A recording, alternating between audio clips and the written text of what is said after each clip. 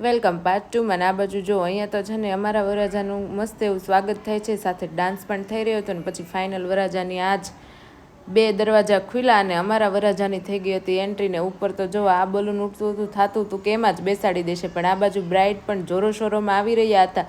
અને ફાઇનલી એ બંનેની વરમાળા પણ થઈ ગઈ છે. અને વરમાળા થતાં જ એટલા જ બધા ફટાકડા ઊંચા ઉડ્યા કે તમે વાત જ ના પૂછો. પણ ભવ્ય લાગતું હતું અને મસ્ત લાગતું હતું. એમની વરમાળા પણ બહુ જ ફાઇન હતી, સાથે સાથે ડેકોરેશન પણ મસ્ત હતું. પણ પેટને લાગી ગઈ હતી ભૂખ, એટલે નીકળી ગયા હતા જમવા જવા માટે. જમવામાં તો ઘણું બધું હતું, પણ બહુ જ ગરમી હતી. પણ આપણે તો છે ને છાશ વગર ના ચાલે, આ બધા વગર ચાલશે, પણ છાશ તો આપણે પહેલાં જોશે. એટલે આપણે મસ્ત મજાની પહેલાં છાશ પી લીધી અને પછી થયું કે ચાલો થોડોક મુખવાસ ખાઈ લઈએ. પણ મુખવાસ પાંચે પહોંચતા જ ખબર પડી કે મુખવાસ તો કોઈ દિવસ હોય જ નહીં, કેમ કે આપણું પબ્લિક કાંઈ વસ્તુ રહેવા દેતું નથી.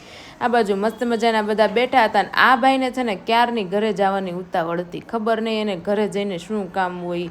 પણ ફરીથી એને બધા સાથે બેસાડી દીધા. ને આ એમના સપોર્ટમાં હતા, કહેતા હતા ચાલ ચાલ હવે ફટાફટ આપણે પણ ઘરે જઈએ, આને જવું છે ઘરે. ને આ અહીંયા રાજા ધીરાજની જેમ બેસી ગયા છે ને કહે છે ઘરે તો નથી જ જવાનું, જ્યાં સુધી મેરેજ પૂરા ના થાય ત્યાં સુધી અહીંયાથી કોઈને હલવાનું નથી. એટલે ફાઇનલી અમે બધા ઘણા લેટ સુધી બેસી ગયા હતા.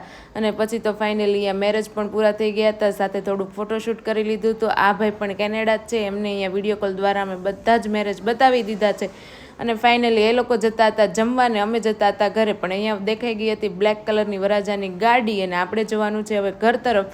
ઘણા ટાઈમ પછી આપણા ફ્રેન્ડ્સને મળ્યા હતા, તો આજે બહુ જ મજા આવી ગઈ હતી. અને જ્યારે પણ અમે લોકો ભેગા થઈએ ને ત્યારે અમને બહુ મજા આવે, કેમ કે અમે બધા છે ને નાનપણના ફ્રેન્ડ છીએ. તો મારો વિડીયો ગમતો હોય તો જલ્દીથી લાઇક શેર સબસ્ક્રાઈબ કરી દેજો. બાય.